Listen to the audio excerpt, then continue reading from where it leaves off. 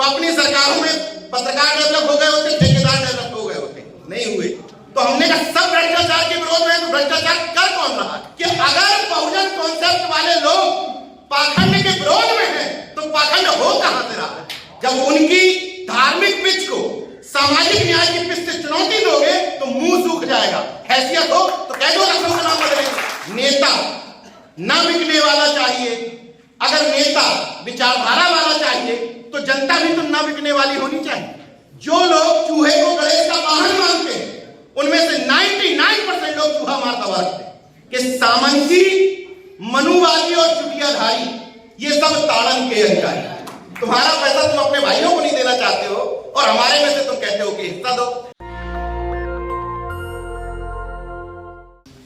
जो लोग पहले फेज के जागरूक हुए, मतलब जिन्होंने अभी सीखा है समाजों में जाना, मंचों पर बैठना, कार्यक्रम लगाना, वो अगर एक जाति के लोगों को बुला रहे हैं मुझे कोई आपत्ति नहीं। समझिएगा, जब आप पहले फेज के जागरूक हुए, चलो आपने पासी समाज के हैं, आपकी जागरूकता लाखन पासी के नाम पे आ गई, उदा देवी पासी के नाम पर आ गई, कोई दिक्कत नहीं। लेकिन जब आप सेकेंड फेज के, थर्ड फेज के जागरूक हो गए तो अब मैं चाहता हूं कि आपको जितना प्रेम लाखन पासी के नाम से हो उतना ही प्रेम शिवदयाल चौरसिया के नाम से भी हो, और उतना ही प्रेम कर्पूरी ठाकुर के नाम से भी हो, और उतना ही प्रेम संतराम पीए प्रजापति के नाम से भी हो। जब आप थर्ड फेज, फोर्थ फेज के हो गए, एक सवाल मेरे सामने आता है जब मैं मंचों से कह देता हूं कि मैं जाति महासभा के कार्यक्रमों में नहीं जाता, और ये फैक्ट है। जहां कुर्मी महासभा लिखा होगा, अहिर महासभा लिखा होगा, ये कार्यक्रम अगर पासी महासभा के बैनर तले होता तो मैं नहीं आता।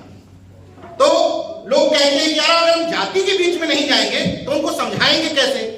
तो इसकी भी बात कर लेते हैं। मुझे उस तरह के जातिवाद से तकलीफ नहीं है जब आपके अपने जाति के किसी व्यक्ति की एफआईआर नहीं लिखी जा रही, आप उसके लिए थाना घेर लेते हैं, मुझे जातिवाद से कोई एतराज नहीं। अगर आपके किसी जाति के व्यक्ति को कॉपी किताबों की समस्या है, आप कॉपी किताब खरीदवा देते हैं, मुझे उस भी जातिवाद से दिक्कत नहीं है।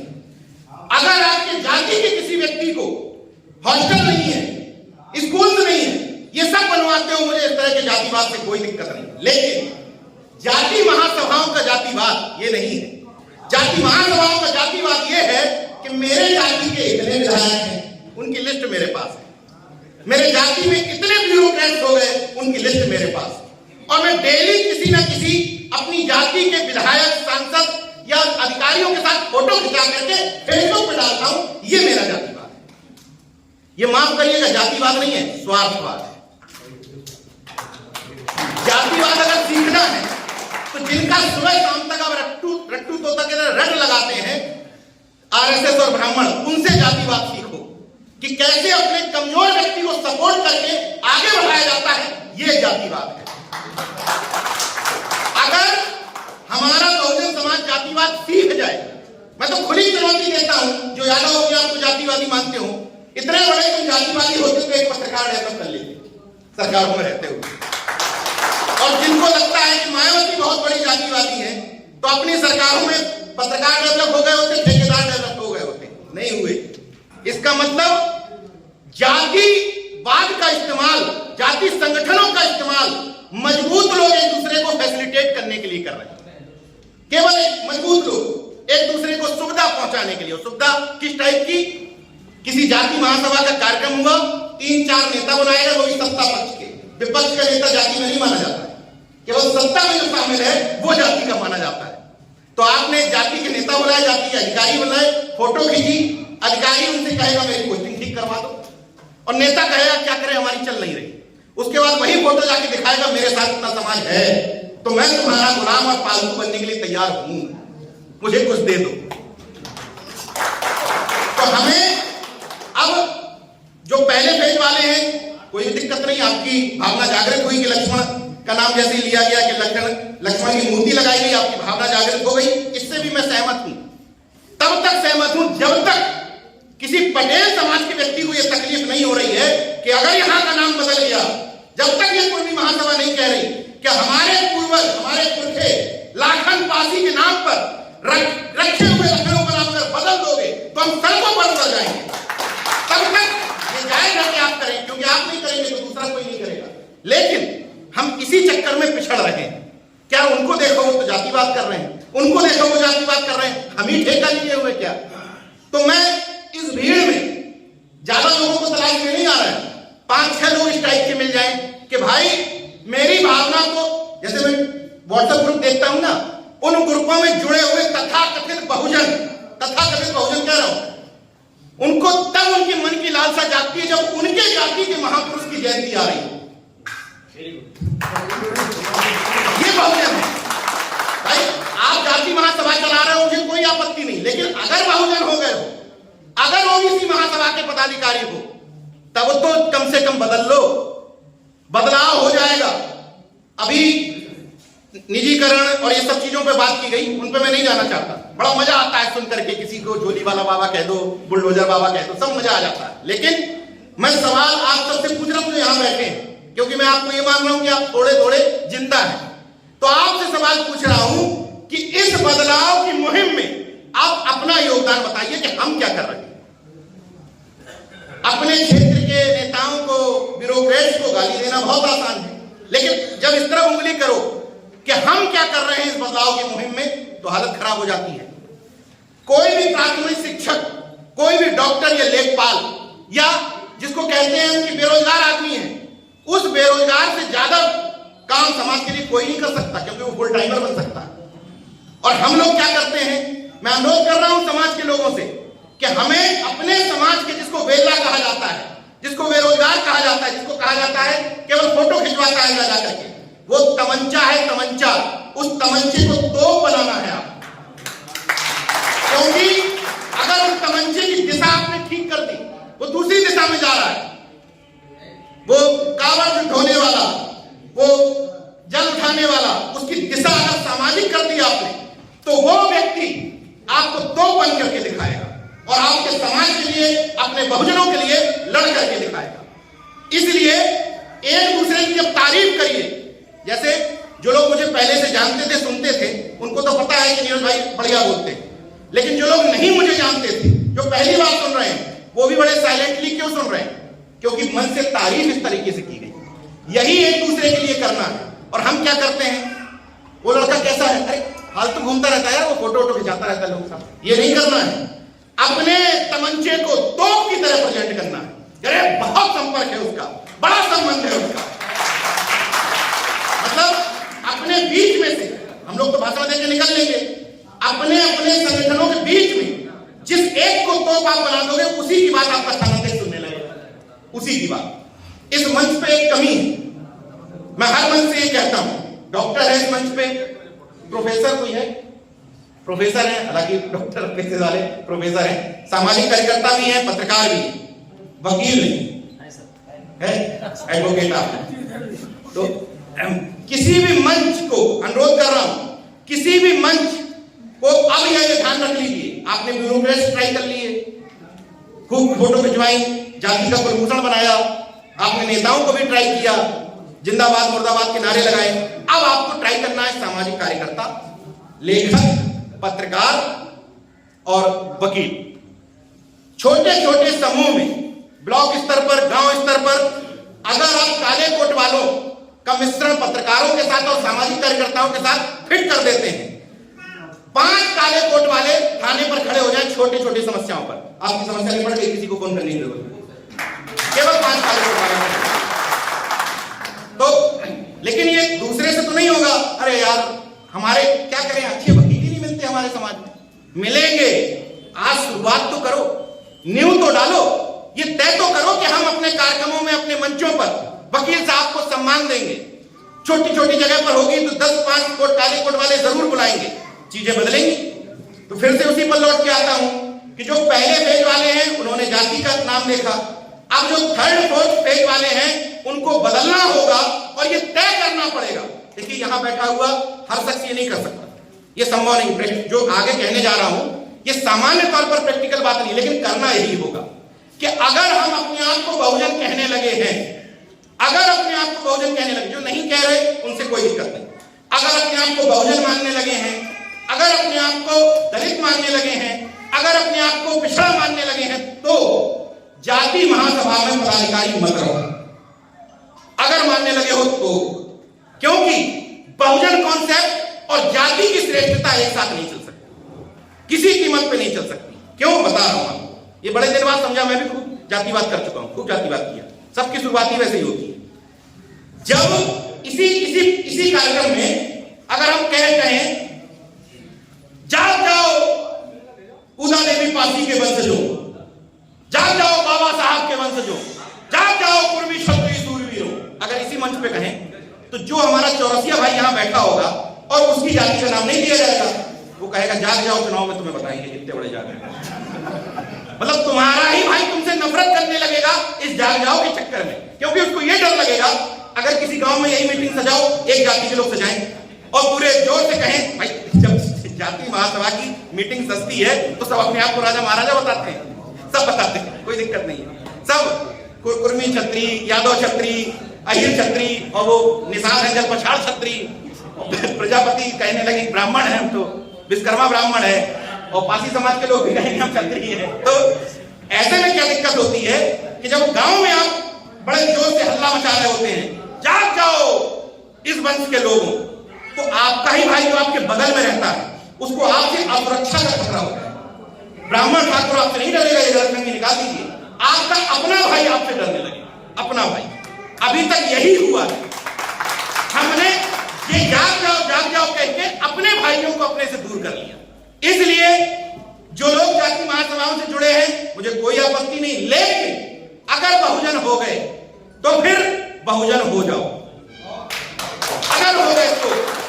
वैसे ही मैं कहता हूं कि अगर पाखंड विरोधी हो गए तो मैं सबको थोड़ी टोक देता हूं कि मेरे घर पे धागा पहन करके आना मना है, लेकिन अगर जय भीम बोलते हुए आओगे तो लाल धागा नहीं चलेगा। जय श्री राम करो, लाल धागा बांधो, हमसे कोई दिक्कत नहीं, वो तुम्हारी आइडियोलॉजी है। लेकिन हमारी आइडियोलॉजी में घुस करके जय भीम के साथ लाल धागा बांधे रहोगे तो भैया आइडेंटिटी कार्ड तो उन्हीं का लटकाए हो, तो आइडेंटिटी कार्ड तो रखना पड़ेगा। तो ये छोटे छोटे अनुरोध हैं। एक अनुरोध और, मेरे पास आज भाषण नहीं है, अनुरोध कर रहा हूं आप लोगों से कि अगर सेकेंड थर्ड फेज में हो तो अपने घर में अगर एक जाति के महापुरुष की तस्वीर टांगे हो तो बदल दो, 4-5 लगा दो। छोटे छोटे प्रयोग हैं ये। और अगर किसी बहुजन कॉन्सेप्ट, जो कह रहा हूं ये हर बार संभव नहीं है कि आप शादियों में जा रहे हैं तो भी ये हो जाए। अगर बहुजन कॉन्सेप्ट के कार्यक्रमों में जा रहे हो तो अपनी गाड़ी से उतरने वाले 5 लोग एक जाति के नहीं होने चाहिए, अगर बहुजनों के कार्यक्रम में जा रहे हो तो। वरना आप जातिवाद करो, जाति के संगठन बनाओ, हमसे क्या तकलीफ है। लेकिन जो आपने कहा डॉक्टर जितेंद्र जी ने कि हमने बुद्धिजीवियों को बुलाया है, तो मेरी समस्या यही है, मेरा सवाल यही है कि हर मंच पे आने वाला शख्स, मैं जितने मंचों पे जाता हूं, महाराष्ट्र, उड़ीसा, छत्तीसगढ़, जहां जहां जाता हूं, हर जगह पाखंड विरोध की बात होती है। तो मेरा सवाल यह है कि अन्ना हजारे आंदोलन के समय में हिंदुस्तान समाचार पत्र में था, मेरे अलावा सभी लोग अन्ना हजारे आंदोलन के समर्थन में थे, केवल मैं विरोध में था। तो मेरे संपादक ने एक दिन पूछा कि आप क्यों विरोध में हैं? तो मैंने कहा कि क्या वास्तव में इस देश में लोग भ्रष्टाचार के विरोध में हैं? तो बोले हाँ है। तो हमने कहा सब भ्रष्टाचार के विरोध में है, तो भ्रष्टाचार कर कौन रहा है? वैसे ही मेरा सवाल है कि अगर बहुजन कॉन्सेप्ट वाले लोग पाखंड के विरोध में हैं, तो पाखंड हो कहां से रहा है? गजब हाल है। मैं दीक्षा भूमि गया, अभी नागपुर की दीक्षा भूमि, वहां भी आइडेंटिटी कार्ड लटकाए लोग मिले, हाथों में भी आइडेंटिटी कार्ड, गले में भी आइडेंटिटी कार्ड। इसका मतलब हमने भीड़ की संख्या बढ़ाने के चक्कर में मुद्दे छोड़ दिए, विचारधारा त्याग दी, संगठन चलाने के चक्कर में। क्या करें आप नीरज भाई? अगर ऐसे टोकने लगेंगे तो लोग आएंगे ही नहीं, ना आए बाहर में जाए। नेताओं का काम है भीड़ बुलाना, बुलाएं और जैसे इस्तेमाल करना है करें, लेकिन हमारे यहां आओ या ना आओ, आइडेंटिटी कार्ड कटवा के ही आना पड़ेगा, एकदम क्लियर। एक लाइन तो खींचनी पड़ेगी। लाइन खींचने का देखिए कितना बढ़िया उदाहरण है। अभी डॉक्टर आर.के. वर्मा जी भाई है अपने, अभी एक लाइन पर बोल के गए, एक लाइन खींची, देखिए लाइन का असर देखिए आप। तथाकथित मजबूत सीएम जो किसी बात से पलटते नहीं है। अगर आपने इंटरव्यू सुना हो, जब लाखन पासी और लक्ष्मणपुरी के नाम पर पूछा जा रहा था सवाल। हैसियत नहीं हुई पूरे भाषण में लक्ष्मण का नाम लेने। गौर करिए, यह है बहुजन पिच। जब उनकी धार्मिक पिच को सामाजिक न्याय की पिच से चुनौती दोगे तो मुंह सूख जाएगा। हैसियत हो तो कह दो लखनऊ का नाम बदलेंगे, वो हैसियत तो कह दो। नहीं कह सकते क्योंकि समाज तैयार हो गया था कि नाम बदलोगे तो तुम्हें बदल देंगे, इसलिए हिम्मत नहीं पड़ी। यह है एक्चुअल सामाजिक न्याय की पिच।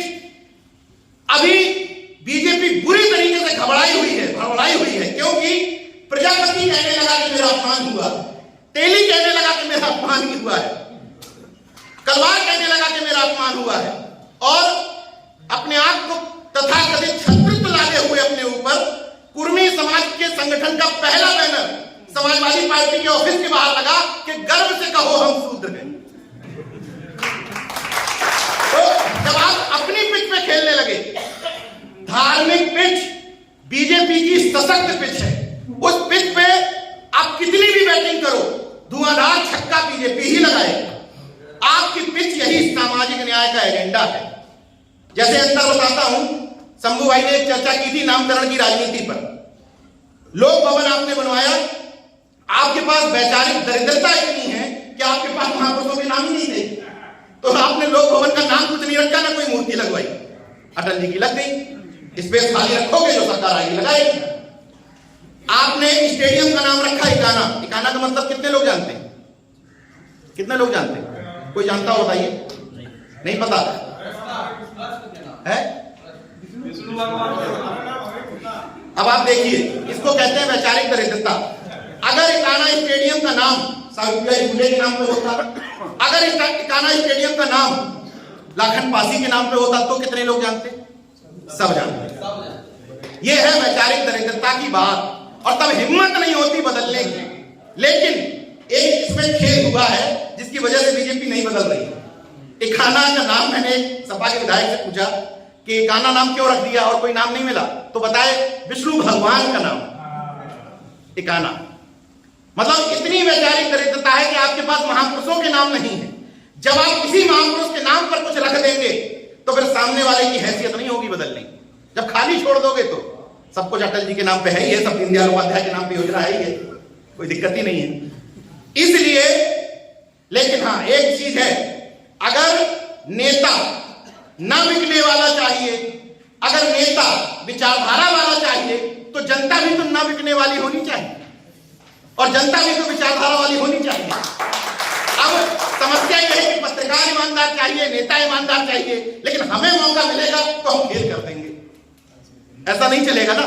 वैचारिक कम से कम ईमानदारी तो चाहिए। ये बात सही है कि हमारे बहुजन समाज के तमाम घरों में आज भी वो समस्या है कि घर का खर्च ठीक से नहीं चल पा रहा है, तो राशन उनके यहाँ बहुत इंपॉर्टेंट चीज है। तो हमने कहा मना किया कि राशन का लो? ये किसी ने मना किया क्या?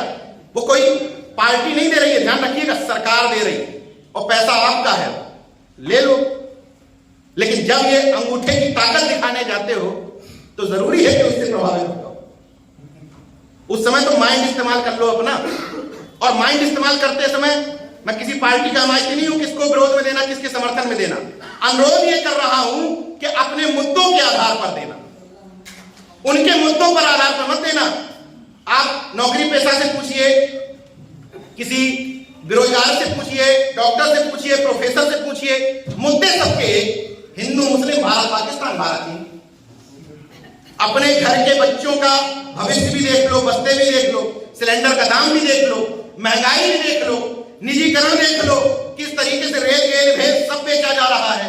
अभी निजीकरण की जो बात हो रही थी, भले ही कहा हो शंभू भाई ने कि निजीकरण कुछ मामलों में अच्छा है, जो लोग खुद से रोजगार कर रहे हैं वो निजीकरण के पैमाने में नहीं आता है। निजीकरण का मतलब है सरकारी सिस्टम को बेच करके निजी कर देना, और वो बहुजन के लिए बहुत घातक है। आज आपको जो ठेके पे भी जो ठीक ठाक पैसे मिल जा रहे हैं, कल के दिन अगर निजीकरण हो गया तो उसी 15,000 20,000 की मजदूरी के लिए रगड़ जाओगे, मिलेगी नहीं। यह है हकीकत उस निजीकरण की। इसलिए जो बेचने का सिस्टम है, उस बेचने, इनको तकलीफ क्यों है? तकलीफ यह है कि अब ओबीसी एससी वर्ग के लोग नौकरियों में आने लगे, और नौकरियों में आने लगे तो ये चाह करके भी भाई तुम हमारे लोगों को कहां रोक लोगे? तुम डीएमएसपी नहीं बनाओगे, तुम सिपाही से हटा दोगे क्या? तुम यार हमारे सरोज भाइयों को, हमारे यादव भाइयों को, प्रजापति भाइयों को सिपाही बनने से रोक दोगे क्या? वो तो मदद करेगा ही ना हमारी। तुम हमारे एसडीएम नहीं बनाओगे, तुम्हारे लेखपाल कहां ले जाओगे? ये तकलीफ है। इसलिए ये लोग निजीकरण की बात करते हैं। और निजीकरण इतना ही अच्छा था तो कोरोना के समय में निजी क्षेत्र से लोगों को क्यों नहीं लगा दिया? उस समय काम करेगा सरकारी टीचर, काम करेगा सरकारी डॉक्टर, काम करेंगे सरकारी अस्पताल, प्राइवेट बंद हो जाएंगे उस समय। इसलिए निजीकरण किसी भी कंडीशन में हमारे आपके बच्चों के भविष्य के लिए ठीक नहीं है। निजीकरण का और देश के संवैधानिक सिस्टम को खत्म करने का हर कीमत पर हमको विरोध करना ही करना है। अब जैसे ये भाई बैठे हुए हैं पीला टॉवेल बांधे हुए, अब आपको लग सकता है कि यार इतनी बड़ी बड़ी बातों में हम क्या करें? कुछ ना करिए, मुंह तो चला सकते हैं। जितनी बातें यहां समझ में आई तो लोगों के कान में फूंक देना जाके, बस हो गया काम आपका। ये नहीं सोचना है कि हम क्या कर सकते हैं। और यहां जिन लोगों के हाथ में मोबाइल है वो ये ना सोचे कि शंभू कुमार और नीरज पटेल ही पत्रकार है। हम तो प्रोफेशनल पत्रकार हैं। जिनके हाथ में मोबाइल है वो सब पत्रकार है। आपको कुछ एक चीज का ध्यान रखना है कि बहुत मेरे पास फोन आते हैं कि भैया हमने लिख दिया, हमारे पास एफआईआर हो गई। आपको उल्टा पुल्टा नहीं लिखना, उसके लिए हम लोग हैं। हम लोगों का थोड़ा चर्चित हो गए तो हिम्मत नहीं होती जल्दी सुनने। तो आप लोगों को कुछ ऊट पटांग फेसबुक पे नहीं लिखना है। एक उदाहरण से समझा देता हूं। जैसे राजू दास की कुटाई हुई, सबको पता है। तो आपको ये लिखने की बजाय कि लंच पीट दिया गया, इसको ठीक मारा, आपको लिखना क्या है? एक उदाहरण से समझा रहा हूं। आपको लिखना चाहिए इस तरह के मामलों में, मैं कड़े शब्दों में निंदा करता हूं, एक संत को लाल जूतों से नहीं पीटना चाहिए। बात क्लियर हो गई? अब इसमें कौन सी धारा में एफआईआर होगी बताओ? आपको लिखना है, लेकिन जब आप गांव के लेवल पर है तो आपको ये भी, और अगर आप गांव में रह रहे हैं तो आपको धर्म पे नहीं लिखना, हम लोगों के ऊपर छोड़िए, बिल्कुल नहीं लिखना है। आप सुबह उठिए, आप लिखिए जातिवाद जनगणना चाहिए, आप लिखिए प्रमोशन में रिजर्वेशन चाहिए, आप लिखिए कि निजीकरण नहीं चाहिए। कौन सी धारा में अपराध है? आप सिर्फ अपने मुद्दे सुबह सुबह, अगर इतना ही अंदर से कीड़ा बुलाता है तो अपने मुद्दे लिखिए, क्योंकि आपको बचाने कोई नहीं आएगा। ये गलतफहमी मत रहिएगा। हमको सबको अपनी लड़ाई लड़नी है, लेकिन यहां से, दिमाग से, वर्तमान संवैधानिक तरीके से लड़ाई लड़नी है। जहां जोत की जरूरत हो वहां संगठित होकर के नारे लगाओ, साला किसी की हिम्मत नहीं। लेकिन जब इंडिविजुअल हो गए तो इस तरह की कोई भी चीज फेसबुक पर, ट्विटर पर, किसी भी सोशल मीडिया पर, जैसे आज का कार्यक्रम है, आप कहिए गर्व के साथ कि हमने समाज निर्माण और राष्ट्र निर्माण के लिए कार्यक्रम आयोजित किया। और हकीकत है भाई, किसी को उंगली करने से बेहतर यह है आप मुझसे बताइए कि क्या यह कार्यक्रम समाज निर्माण और राष्ट्र निर्माण के लिए नहीं है? अगर मैं कह रहा हूं कि देश के संसाधनों को मत बेचो, तो इसमें तो सवर्णों का भी फायदा है। केवल अकेले हमारे लिए है क्या संसाधन? अगर हम कह रहे हैं कि जातियां खत्म करो, जातिवाद खत्म करो, ऊंच नीच खत्म करो, भेदभाव खत्म करो, तो ये समाज निर्माण ही तो कर रहे हैं। यही तो भारत का संविधान चाहता है। तो हमसे बड़ा संवैधानिक कौन हो गया बताइए? यहां जितने लोग बैठे हैं, जितने लोग यहां चर्चा कर रहे हैं, जितने लोग बोल के गए, असली संविधान का काम तो हम ही लोग कर रहे हैं। जो लोग हमको कहते हैं कि आप तो नास्तिक हैं, मैंने कल वाराणसी में भी सवाल पूछा था, आप लोगों से भी पूछ रहा हूं कि जो लोग कहते हैं कि आप तो नास्तिक हो गए, हम बहुत बड़े धार्मिक हैं, आस्थावान हैं, मैं उन आस्थावानों से पूछना चाहता हूं और आप लोग भी पूछ लीजिएगा। मैं चूहे को चूहा मानता हूं, गणेश का वाहन नहीं मानता, चूहा मानता हूं, एक जानवर मानता हूं, लेकिन मैं चूहा पकड़ने के लिए पिंजरा रखता हूं और चूहा पकड़ के फेंक देता हूं।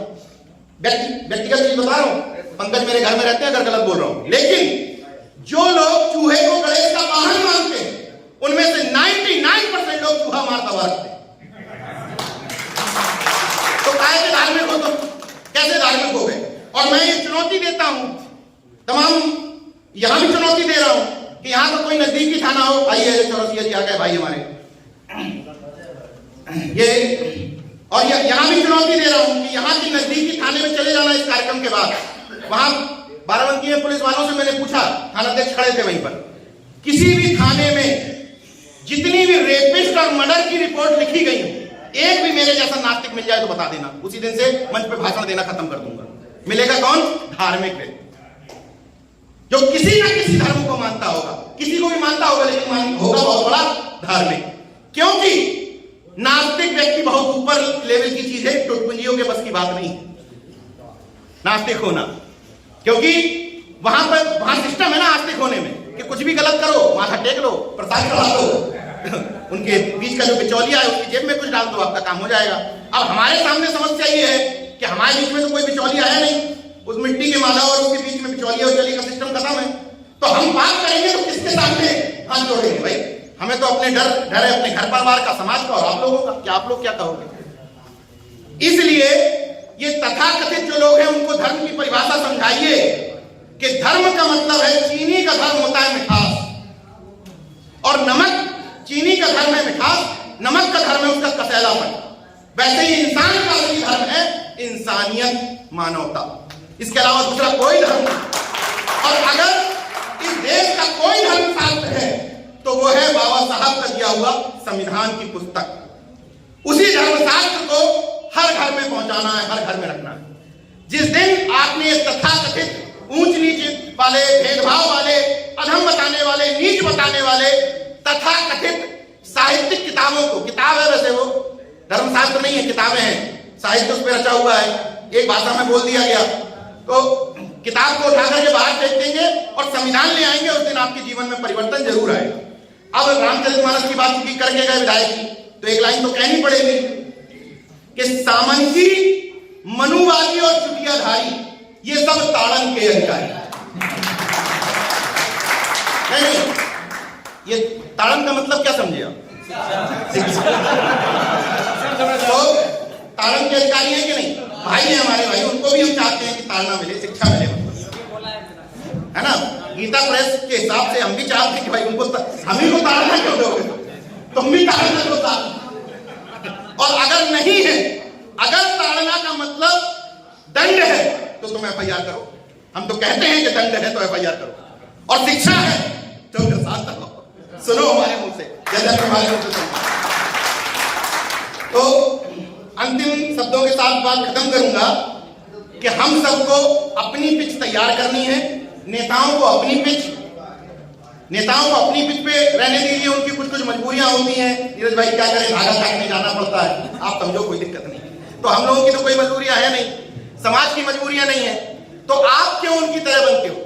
आप अपने आप को क्लियर रखोगे तो मैसेज ये जाएगा कि अब हमारे लोग ये चाहते हैं। और वैसे ये भ्रम होता है, स्वामी प्रसाद मौर्य जी ने जब ये बातें बोली तो एक जगह बताइए जहां मौर्य समाज के लोगों ने उनका विरोध किया हो, कहीं है पूरे प्रदेश में से, देश में से खबर? सब जगह सम्मान बढ़ा। शिक्षा मंत्री ने जब बोला तो सम्मान बढ़ा। आर के वर्मा बोल के गए, तीसरी बार विधायक हैं, तीसरी बार अपने पूरे विधानसभा क्षेत्र में घूम घूम करके मृत्यु भोज का विरोध कर रहे हैं। स्कूलों में जाके कह रहे हैं, वार्षिकोत्सव में जाके कि भाई मंदिर मस्जिद से बड़ा विद्यालय, शिक्षा का मंदिर यही होता है। तो उनको तो खतरा नहीं है कि चौथी बार विधायक बनेंगे कि नहीं। ये लोगों की गलतफहमियां हैं और हमने अपने मन के डर को जनता पे लाद दिया है कि यार जनता ऐसी है इसलिए हम ऐसे। तो 4 अनुरोध फिर से रिपीट कर देता हूं कि आप अगर बहुजन हो गए हैं तो जाति महासभा के पदाधिकारी से निकल जाइए, और जिस दिन यहां बैठे हुए तमाम सारे लोगों को ये चिंता हो जाएगी कि यार शिवदयाल चौरसिया की जयंती क्यों नहीं बनी, बड़ा तकलीफ है मुझे, उस दिन समझ लूंगा कि हाँ बहुजन समाज बन गया। जब तक अपनी अपनी जाति के महापुरुषों पर चिंता रहेगी, लंबा समय लगेगा, बहुजन नहीं बन पाएगा। जब तक घरों में केवल एक जाति के महापुरुष टंगे रहेंगे तब तक नहीं हो पाएगा। जब तक जिस जाति का महापुरुष उस जाति का व्यक्ति मुख्य अतिथि, तब तक नहीं हो पाएगा। क्रॉस करना पड़ेगा। तय कर लीजिए आज से कि लाखन पासी की जयंती मनाओ, उदा देवी पासी की या पेरियार ललई की या रामस्वरूप वर्मा की, उनकी जाति का समझे जाने वाला व्यक्ति मुख्य अतिथि नहीं होना चाहिए, एकदम तय कर लीजिए। और गाड़ियों से उतरने में ध्यान रखिए, अपने आचरण में ध्यान रखिए। जब आप कहते हैं कि हमने छोटा कार्यक्रम किया अपने घर में, छोटा शादियों के कार्यक्रम में आपने 10-15 जातियां बुला ली, नहीं, जिसको आप कहते हैं कि फैमिली गेट टुगेदर है, उस फैमिली गेट टुगेदर में अगर 4-5 जातियां बुलाई है तो आप बहुजन हैं, वरना भूल जाइए। ट्रस्ट मंदिर में जो पैसा वो इकट्ठा है, तो ये तो बड़ी अच्छी बात आपने कह दी। ईडब्ल्यूएस पर जब मैं दिल्ली में बोल रहा था तो मैंने यही कहा था कि ईडब्ल्यूएस अगर गरीब सवर्णों के लिए, आपने कहा कि गरीबों के लिए, तो मठों मंदिरों में कब्जा किसका है? यहां बैठे हुए किसी शख्स का तो है, कोई पुजारी है क्या यहाँ का व्यक्ति, किसी का घर परिवार का कोई व्यक्ति? इसका मतलब मठों मंदिरों में कब्जा तुम्हारे लोगों का है। तो अगर तुम्हें चिंता है कि गरीब सवर्णों का, गरीब की वजह से उनको रोजी रोटी नहीं मिल पा रही है, तो मठों मंदिरों का राष्ट्रीयकरण कर दो और वहां से माल खींच करके बांट दो अपने गरीब सवर्णों में, किसी कोई दिक्कत नहीं होगी। तुम्हारा पैसा तुम अपने भाइयों को नहीं देना चाहते हो और हमारे में से तुम कहते हो कि हिस्सा दो। अच्छा, सवर्णों से भी अनुरोध है मेरा कि ये बताइए, संविधान बचाने की लड़ाई लड़े हम, निजीकरण के खिलाफ लड़ाई लड़े हम, देश की संपत्तियों को बचाने की लड़ाई लड़े हम, सरकारी नौकरियां जनरेट करने की लड़ाई लड़े हम, और तुम मुफ्त में 10% आरक्षण लोगे। तुम्हें दिक्कत नहीं है तुम्हें मिलने से, आओ कंधे से कंधा मिलाओ, लड़ो इस तरीके से जैसे हम लोग लड़ रहे हैं, डरो इस तरीके से जैसे हम लोगों को खतरा रहता है कि आज के भाषण पे हुई कि कल के भाषण पे हुई। तब तुम उससे हिस्सेदारी में भागीदार बनना। बहुत समय हो गया है, मुझे भी कानपुर निकलना है।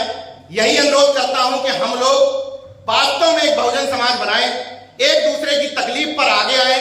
गांव में अगर कोई समस्या हो रही है तो एक दूसरे के साथ आगे खड़े हो जाएं। जब धोबी समाज के व्यक्ति की तकलीफ पर पासी समाज के लोग कहेंगे कि मेरे भाई को छू लिया, तो छोड़ेंगे नहीं, तब बहुजन बनेगा। और यही चीज कोई समाज के लोग दूसरे के साथ करेंगे, कुर्मी समाज के लोग यादव के साथ करेंगे। कुल मिलाकर के बहुजन कॉन्सेप्ट का मतलब है कि अपने जाति के एक्सट्रीम जातिवाद से बाहर निकल करके इस बहुजन एकता को बनाने के लिए काम करें तो बदलाव हो जाएगा। देखते रहिए जनगणमन, जागरूक और सजग बने रहिए। जय विज्ञान, जय संविधान, नमो बुद्धाय, जय भीम, जय अंजन, इनकलाब जिंदाबाद, कुल मिलाकर जिंदाबाद। नेशनल दस्तक की आपसे गुजारिश है कि अगर इसको बचाना चाहते हैं तो नेशनल दस्तक को सब्सक्राइब करने के लिए रेड कलर के सब्सक्राइब बटन को दबाएं, फिर बेल आइकन की घंटी दबाएं। नेशनल दस्तक को बचाने के लिए बहुत जरूरी है कि हर खबर को शेयर करें, लाइक करें, कमेंट जरूर करें।